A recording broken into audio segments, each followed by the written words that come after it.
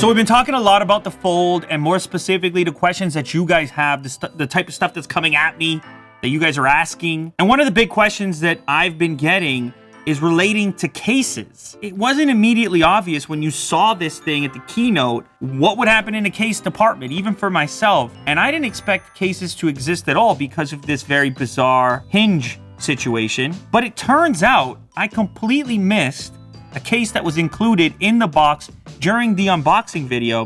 Samsung includes something. It's very flimsy and basic, as you can see. Not that that's a bad thing, because it doesn't add much bulk.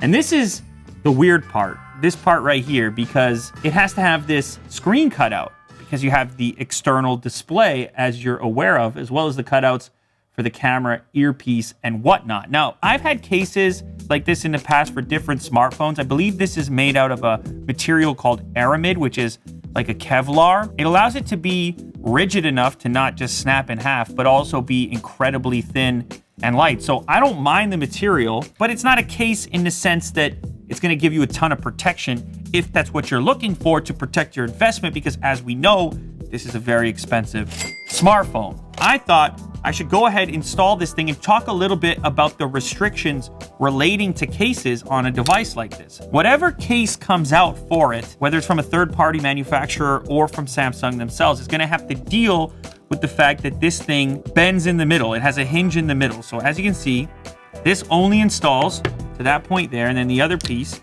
clips on like this, leaving space for the front-facing display. And then this allows you to close it down like this. I've had this case on a little bit and I've interacted with it to decide whether I like it or not. It's a bit strange. There's some benefits, some drawbacks. Obviously the benefit, it's a bit of protection.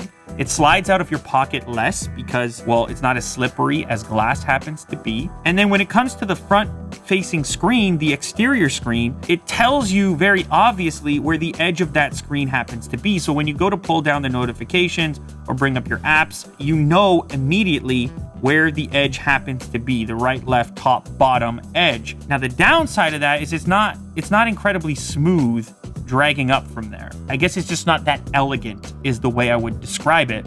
It does work, but it's not particularly elegant. Now the back side of the case, that's less of an issue. This is more of a typical case fit that you'd be used to on a standard slab style smartphone. It doesn't really interact with the phone in the way that the front portion of the case does. Now, when it's in the flipped open mode, you also get this weird thing where part of your hand is grasping a nice case texture and the other hand is touching this glass. So that's a bit odd as well. I'm sure you'll get used to it. But here's the thing. Should this phone have a case on it? I mean, that's the real discussion. That's what many of you guys are hitting me up about. Am I personally worried about the durability of it? Of course, it's not IP rated. I don't think it's a particularly durable phone when compared to some other stuff that's on the market. I do believe in the hinge mechanically, but as far as like dropping it, as far as beating it up or not treating it nicely, I don't think I'd recommend it based on my experience with it to this point. It has moving parts. Most of these smartphones, whatever we happen to be looking at, they're slabs. They're just solid slabs, solid state. Nothing moves in there. This is a gigantic moving component in the form of this hinge. And so I understand the apprehension regarding durability and the need for a case. But I do think it's nice to have the option for a case. But as far as protecting it from a drop OtterBox style, I just don't see how that can possibly work and still interact with the hinge. Putting this case onto the device exposes just how hard it would be to manufacture a case for something like this. And whatever kind of case you have, it has to meet up here. It can't extend beyond this point. There's a glue material on it, right there.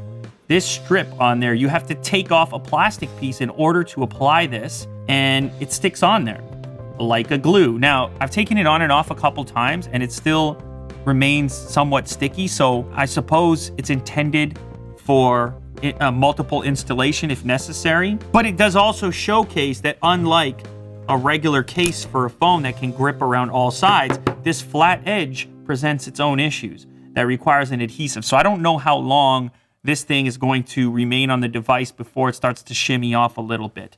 My feeling is that this is a caseless phone. Even though they've gone ahead and included one, and I'm happy about that, and I'm happy to have the option, it's such a feat of engineering. You kind of want to enjoy the full potential of it. And when you're holding it like this, you want to feel glass across the entire back. When you get to this ridge with this thing here, it just feels awkward. You're reminded that there's another display there. You're reminded of this bizarre implementation. It's just not the most confidence-inspiring feeling to have on your really expensive device. This could be part of a bigger conversation in general about cases on smartphones, but I feel like at least if you put a case on something like this is the S10 or an iPhone or something, that you could get one that could protect it, depending on what kind of work you do. I just don't see how an option like that could be implemented for the Fold. I think all cases beyond the one that's in the box are going to be something like this one in order to protect the way you interact with the device and just the way that it functions. And because of that, I think this is going to be a caseless